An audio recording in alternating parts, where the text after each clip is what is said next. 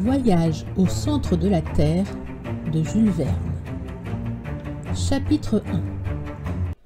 Le 24 mai 1863, un dimanche, mon oncle, le professeur Lidenbrock, revint précipitamment vers sa petite maison située au numéro 19 de Königstrasse, l'une des plus anciennes rues du vieux quartier de Hambourg. La bonne Marthe dut se croire fort en retard, car le dîner commençait à peine à chanter sur le fourneau de la cuisine. « Bon, me dis-je, s'il a faim, mon oncle, qui est le plus impatient des hommes, va pousser des cris de détresse. »« Déjà, monsieur Lidenbrock » s'écria la bonne Marthe stupéfaite en entrebâillant la porte de la salle à manger. « Oui, Marthe, mais le dîner a le droit de ne pas être cuit, car il n'est pas 2 heures. La demie vient à peine de sonner à Saint-Michel. »« Alors pourquoi monsieur Lidenbrock rentre-t-il ?»« Il nous le dira vraisemblablement. »« Le voilà, je me sauve, monsieur Axel, vous lui ferez entendre raison. » Et la bonne Marthe regagna son laboratoire culinaire.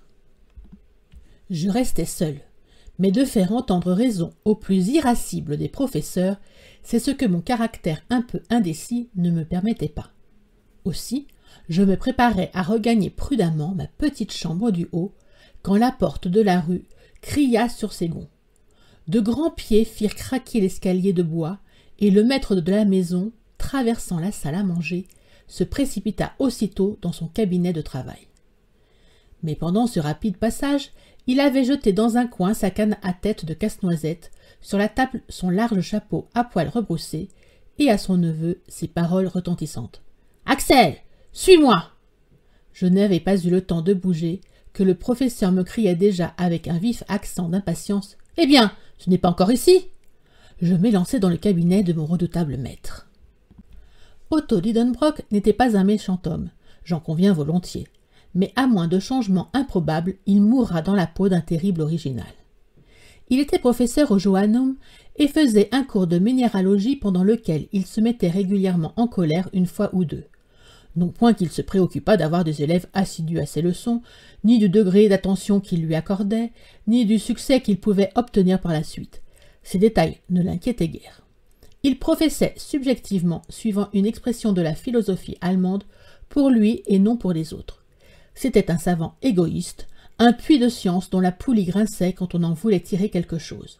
En un mot, un avare. Il y a quelques professeurs de ce genre en Allemagne. Mon oncle, malheureusement, ne jouissait pas d'une extrême facilité de prononciation, sinon dans l'intimité, au moins quand il parlait en public, et c'est un défaut regrettable chez un orateur. En effet, dans ses démonstrations au Johanneum, souvent le professeur s'arrêtait court. Il luttait contre un mot récalcitrant qui ne voulait pas glisser entre ses lèvres, un de ces mots qui résistent, se gonflent et finissent par sortir sous la forme peu scientifique d'un juron. De là, grande colère. Or, il y a en minéralogie bien des dénominations semi-grecques, semi-latines, difficiles à prononcer, de ces rudes appellations qui écorcheraient les lèvres d'un poète. Je ne veux pas dire du mal de cette science, loin de moi.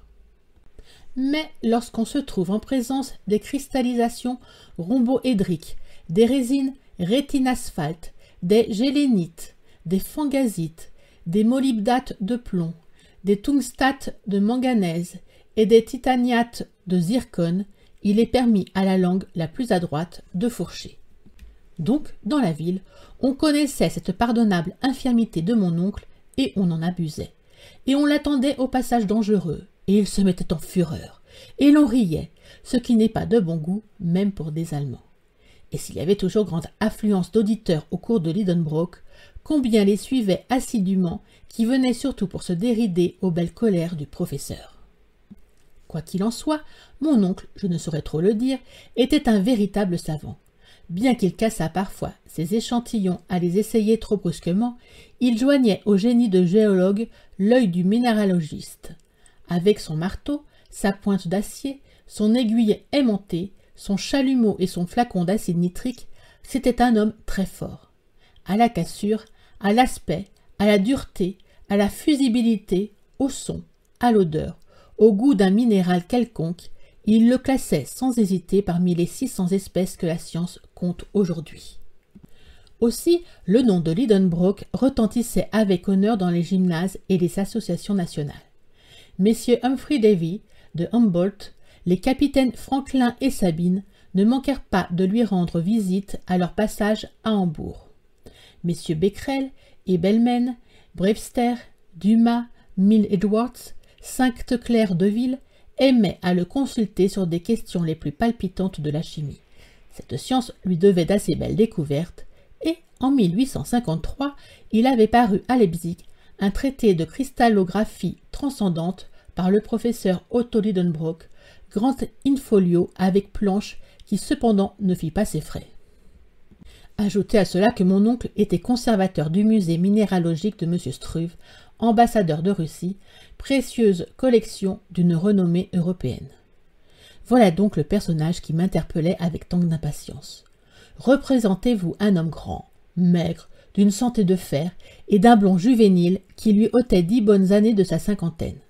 Ses gros yeux roulaient sans cesse derrière des lunettes considérables, son nez, long et mince, ressemblait à une lame affilée. Les méchants prétendaient même qu'il était aimanté et qu'il attirait la limaille de fer. Pure calomnie, il n'attirait que le tabac, mais en grande abondance pour ne point mentir.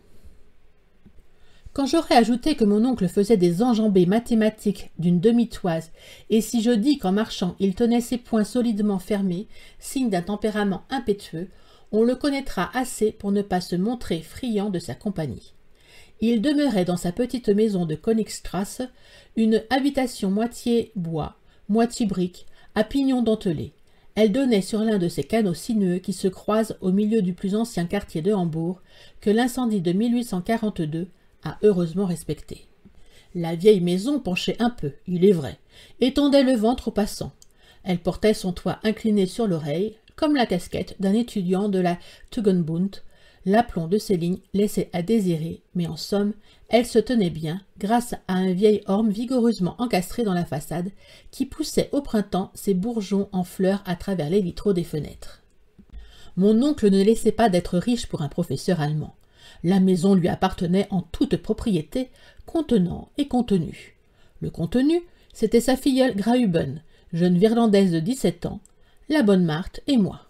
En ma double qualité de neveu et d'orphelin, je devins son aide préparateur dans ses expériences. J'avouerai que je mordis avec appétit aux sciences géologiques, j'avais du sang de minéralogiste dans les veines, et je ne m'ennuyais jamais en compagnie de mes précieux cailloux. En somme, on pouvait vivre heureux dans cette maisonnette de Königstrasse, malgré les impatiences de son propriétaire, car tout en s'y prenant d'une façon un peu brutale, celui-ci ne m'en aimait pas moins. Mais cet homme-là ne savait pas attendre, et il était plus pressé que nature. Quand en avril il avait planté dans les pots de faïence de son salon des pieds de réséda ou de volubilis, chaque matin il allait régulièrement les tirer par les feuilles afin de hâter leur croissance. Avec un pareil original, il n'y avait qu'à obéir, je me précipitai donc dans son cabinet.